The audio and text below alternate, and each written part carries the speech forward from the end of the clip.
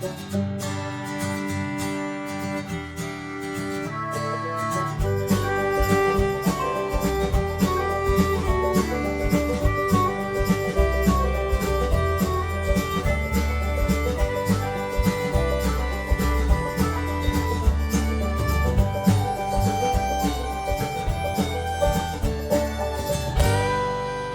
it's day 2? Day 2. We just went up some steps and I've already broken a sweat. Dude, sometimes it's stuff like that. No, we were exhausted from yesterday. That's true. I slept hard last night. Dude, I woke up this morning and I was like, oh God. Yeah. Apparently I told Adam, go without me. And I don't remember doing that. In your sleep, yeah. Go without me. Yeah. But we're here. Yeah, and we're about Sunday. Sunday. We're about to walk into a comedy writing thing, I think. We got Stan Lee to look forward to. Yeah. So that's pretty cool. Despite our facial expressions, we're excited. Woo! Most people will never know what it's like to be in a comedy writer's room. But today, we have the great pleasure of learning all about it from our wonderful panel. So we started our day on Sunday with the How to Run a Comedy Writers Room panel. We are the writers room for First Friday Night Live, a Saturday Night Live style sketch comedy show that takes place every month in downtown Phoenix. So they kind of ran through the the ABCs of how our writers room functions. The way that we run is basically we have a weekly meeting and it's completely open to the public. I mean completely open to the public. It takes place at an art gallery, Sundays at 7 p.m.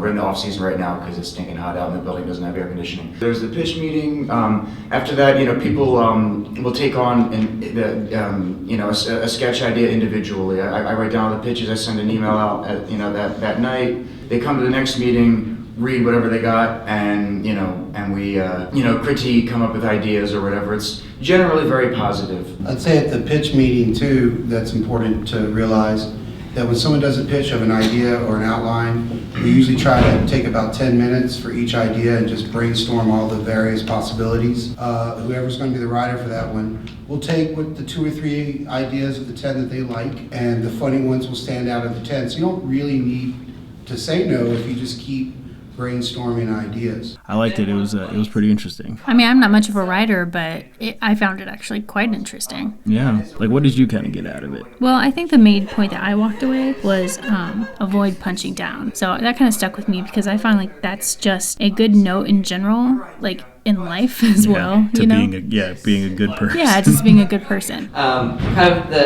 of the main things for me is about avoiding punching down. As in, is the person who's the butt of the joke the person who does not have the power in the situation? I think that, in all seriousness, that there's not a lot of things in comedy that should be avoided. I really do think that comedy is a place where tough subjects should be tackled. However, the question is just how it's done. What about you?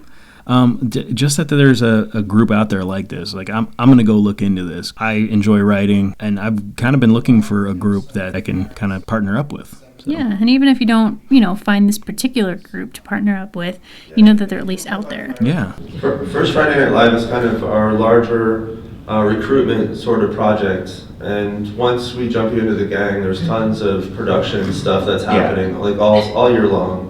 So after How to Run a Comedy Writer's Room, we walked over to the exhibit floor again to kind of check that out. Well, we tried to check it out. We tried to. We were there for like an hour or so. Yeah, I think it was much less. I mean, we kind of scurried through there again just because I wanted to get really good seats for the Stan Lee panel, so we needed to kind of hustle up. But we did see definitely saw some cool costumes down there again. Well, what was it like to meet Stan Lee? Oh man, it was fantastic. He's just like the biggest Marvel person and like a grandpa to you, so it's fantastic. So surprisingly, there wasn't a line for the Stan Lee panel, and we actually got right in and caught some of the Cary Elwes panel, which was right before that. Probably my proudest moment was Mel comes up to me and he goes, "Okay, after lunch you're gonna have to shoot an arrow and hit this bullseye." I go, "What?" He goes, "Yeah, you're gonna hit bullseye." "You're kidding, right?" He goes, you can do it. Here's the archer, not the archer guy. Come over here. And the archery stunt double comes over and he goes, "Yeah, we're gonna hit a bullseye right after lunch." Don't worry about this, we'll be fine. I'm thinking, I've never taken an archery lesson in my life. Who are you kidding? I practiced with this guy over during lunch. I'm missing, like I'm hitting cats and trees and stuff. This is crazy. And I'm sweating. And so we line up the shot. First one I missed, second one I missed. Third one, by total, complete, and utter disbelief on my face and utter chance, it hit the bullseye.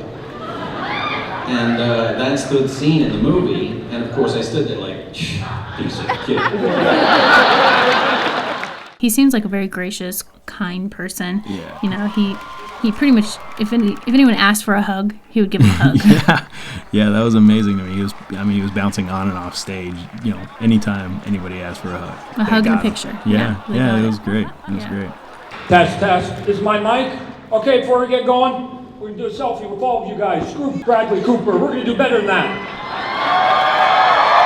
So yeah, it was a nice little treat to have Todd McFarlane come out. One of the coolest things is that he's Canadian and he moved to Phoenix, and it's kind of cool to me to have somebody who I admire and respect actually living here, because I feel like most of like the creative people live in like New York and LA and Chicago, and yeah, to hear him gush over Stan Lee is pretty awesome too. And you could tell that he really genuinely liked Stan Lee and looked up to him. Oh yeah, yeah. He is, ladies and gentlemen, truly. He's a living legend. You can't say that about too many people. This man is a living legend. Everybody in this room is here for a reason, because somewhere along the line, this man's creation has touched your life. He's co-created Iron Man, Thor, Fantastic Four, a bunch of the guys in the Avengers, Spidey. I'm going to miss the Hulk. I'm going to miss them all, right? So we're going to bring them out, but to you guys out there, especially the young kids, he's that old dude that's in all those those superhero movies, Mr. Stan Lee!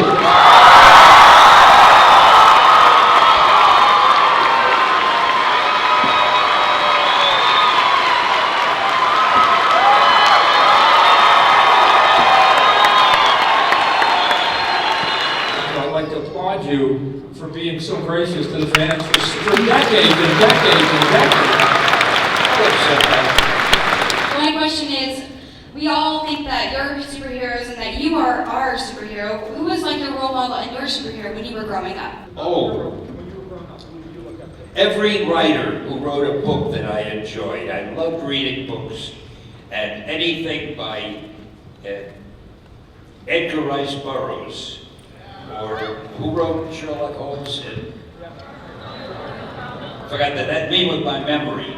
And the guy who wrote about the 20,000 Leagues Under the Sea. I don't remember their names, but all these science fiction writers, and I loved Charles Dickens. I even loved Shakespeare. I couldn't understand really what most of Shakespeare was about when I was a kid, but I loved all that, what, oh, Horatio kind of dialogue, you know? And I loved reading, and every author, Mark Twain, all of them. The guy who wrote The Raven with 3 names, what's his name?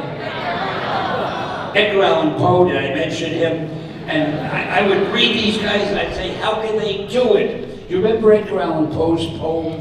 Hear the sledges with the bells, silver bells, what a world of quantity, the melody but tells. Where did he get a word like quantity? Who knows a word like that? And it goes on and on. These guys were geniuses. I think that's what I wanted to be, a writer. I wanted to be a genius, but I only turned out to be a writer. Yes, oh, look at that. Are you Venom or are you Black Costume Spider? Venom. Yeah. All right, what's your question, young man? What inspired you to making all these comic book characters? Oh, it's a simple answer. Greed. I had a job, and I wanted to keep working so I could pay the rent. And my publisher kept saying, hey, that one is selling well, now dream up another. And if I hadn't dreamed up another, he might have hired somebody else to dream up the other, so it was my job.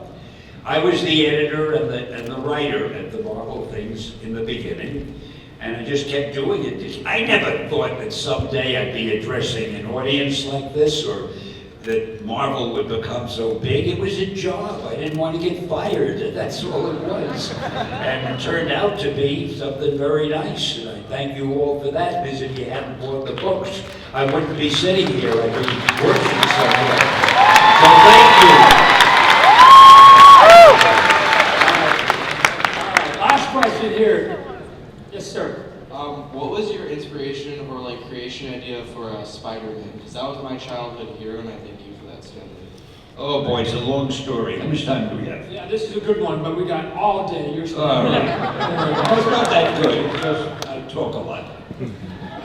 I had just done whatever heroes I had done, maybe the X-Men and Fantastic Four, I forget which, and my publisher, who was a strange guy, but I won't discuss that now, but he said to me, hey Stan, I think we're on a roll. We have a couple of good selling heroes. Come up with another one for me. So I wanted to keep my job, so I went home and started thinking, and I saw a fly crawling on the wall. And I thought, wow, wouldn't it be cool to have a hero who could stick to the wall like it? No, I'm not telling the truth. In those days, they probably didn't have the word cool. I probably said, wouldn't it be groovy? But anyway, I said, to have a character crawl on the wall. So I thought, sort of like an insect. And then I thought, okay, now I need a name. To me, names are very important.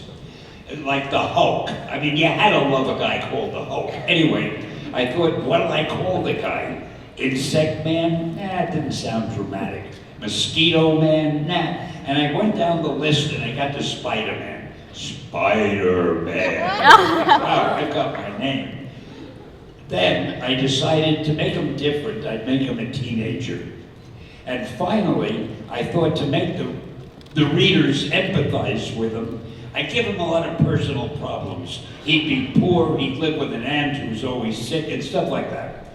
So I went to my publisher the next day and I was so excited. I told him my idea, and he said, Stan, that is the worst idea I've ever heard. He said, first of all, people hate spiders, so you can't call a hero Spider-Man.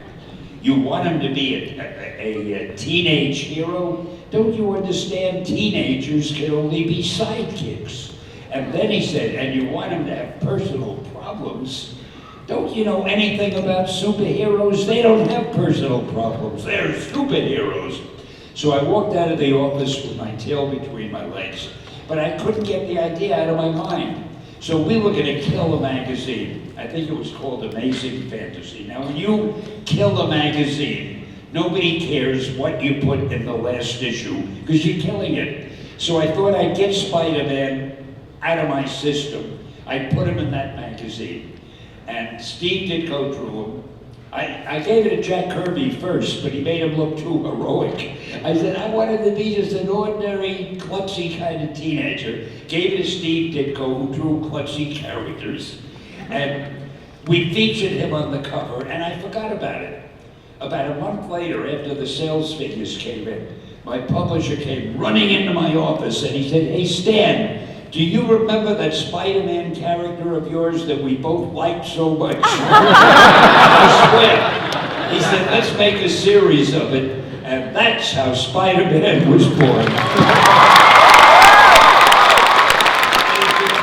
So yeah, I mean, Stan Lee, what can you say about the guy other than, you know, he's a living legend. I mean, you know, McFarlane said it himself. He is a living legend.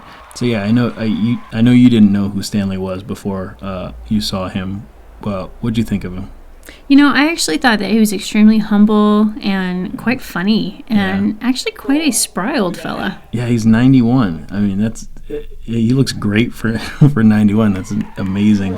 And you know what? Actually, him and what Julie Newmar said in the Batman panel about, you know, the key to living life is having fun. She's 80, he's 91. They both look like they're enjoying their lives, you know. Mm-hmm. And that's kind of should speak truths about that notion that, you know, yeah. I mean, there's no reason not to live your life positive, and I should take that away because I'm pretty cynical from time to time. Yeah, anyone should take that away. Yeah. So we finally got to go walk around the convention floor after the Stan Lee panel. Yeah, and we saw some really cool stuff. You know, they had like a Lego exhibit that had like a bunch of things that were like made out of Legos. A bunch of things. Yeah, there's a Lego Captain America that Stan Lee had signed.